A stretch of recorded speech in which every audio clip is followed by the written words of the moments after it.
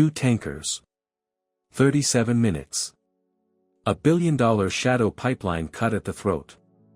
You're here for the full breakdown of how Ukraine turned Russia's untouchable oil fleet into dead weight. We'll map the decoy swarm that dragged the K-27 Shield 300 kilometers off target, then show how 4 sea drones slipped through a 1.2 to 1.6 second radar blind spot to hit MT Cyros and MT Verrot. Stay to see the exact ingress path, the 0.3 second delayed detonation, and why insurance markets froze within 72 hours. Before we move on, I'd like to ask you a small favor. If you appreciate this content, please take a second to like this video and subscribe to the channel.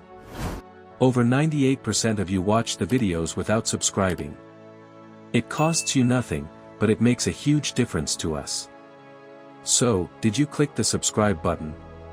Great! Thank you so much. Now, back to the video. You're told the sea lane is locked. Radar curtains up. Fast boats on hair trigger. So how do 2 Aframax hulls end up sitting like open fuel cans? Start with the bubble. The Podsolnuk net throws a surface wave out along the waterline.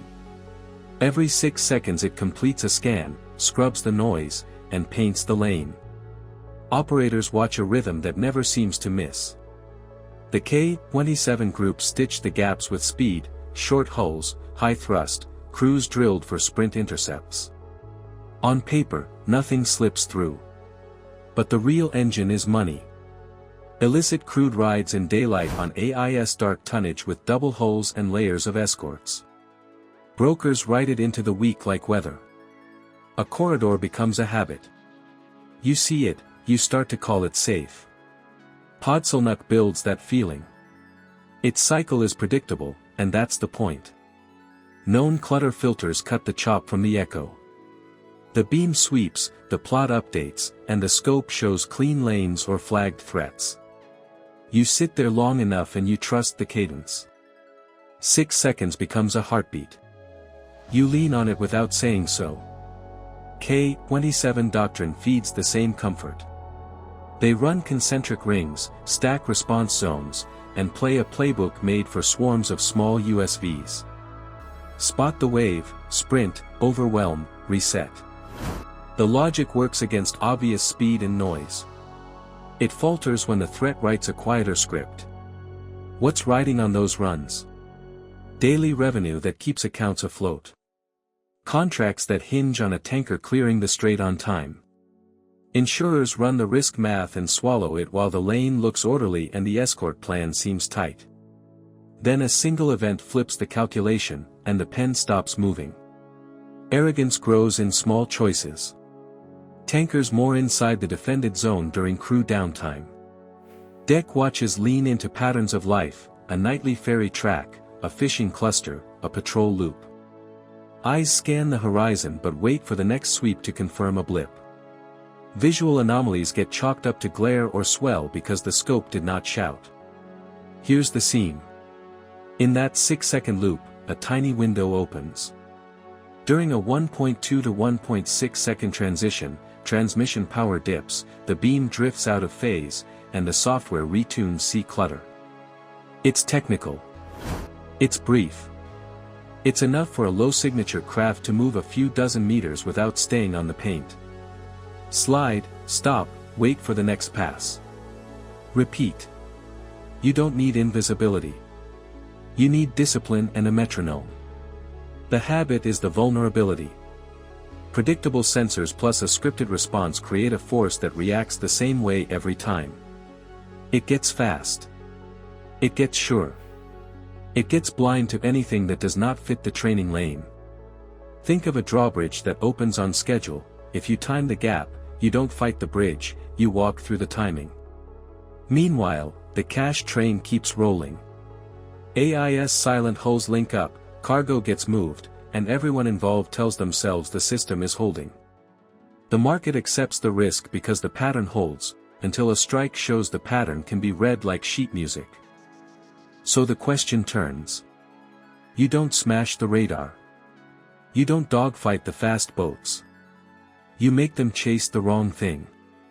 You stretch the ring. You create absence where they expect presence. If you want to break a wall, you don't hit it, you pull the guard away. The solution starts with a ghost army. 4 boats slip in. 24 ghosts run loud. What kind of trick pulls an entire reaction group hundreds of kilometers away while the real knives move in? Start with the bait. 2 launch sites throw a mixed herd into the water: jet skis, old lifeboats, chopped speedboats, each rigged with heat so they glow like hot engines. They talk on the air, too, copying the same radio fingerprints Russian ears expect from Ukrainian USVs. The swarm runs south toward the Sevastopol sector, a direction and pattern that reads like a past attack. To an operator, this looks familiar. That's the point. The coastal net bites. The scope lights with mass. Tracks converge, split, surge. K-27 doctrine triggers: sprint, fix, destroy. Fast hulls drive south to collapse the threat. Now the line thins near Novorossiysk. A clean lane opens where the real team needs it. You don't fight the shield. You drag it. Spoofing works because defenders learn habits. If you emit the right heat and the right chatter, and you move like a known raid, short bursts, jittering zigzags, split and rejoin, then the response comes preloaded.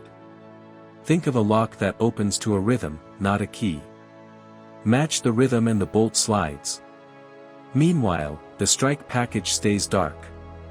For small craft, ride the swell, throttle set to the metronome of the Podsolnuk sweep. 6 seconds. Pause. 6 seconds. They step through the 1.2 to 1.6 second drift, moving only when the beam is busy retuning sea clutter.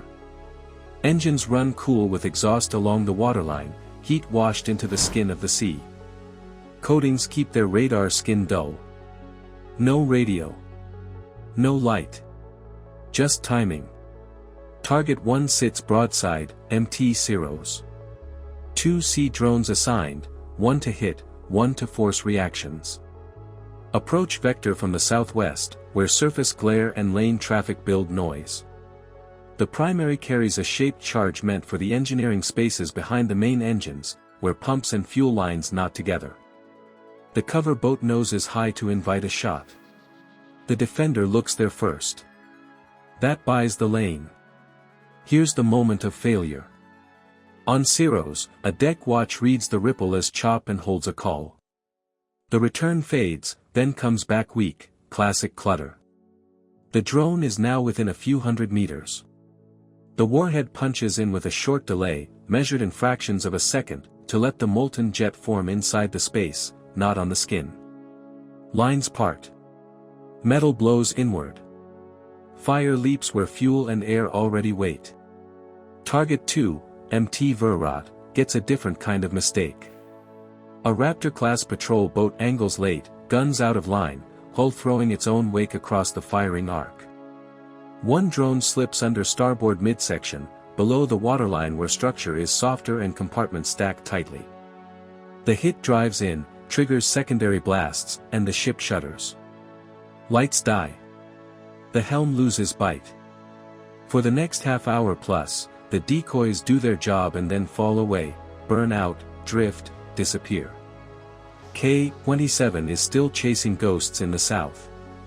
Up north, 2 Aframax tankers now sit cold and crippled. Calls go up. Coverage shifts back. Too late. The damage is done. Markets feel it fast.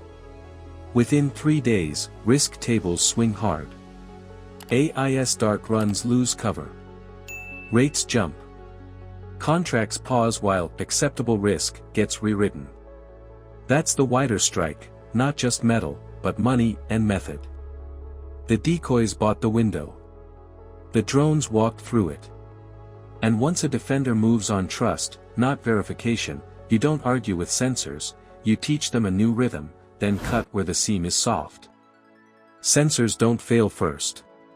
People do. In modern naval fights, the soft target is trust. A false picture loads into the operator's head, and the warhead simply follows the path they clear. That's the lesson here. Deception isn't garnish, it's the breach tool. When a defense leans on one rhythm, one sweep, one script, you teach it a new beat, then cut deep. If you want more hard breakdowns of how small teams unmake big systems, subscribe and tell me, would you invest in decoys or heavier drones first? Comment your choice below. 2 ships down. A network shaken. The lesson travels farther than the blast wave.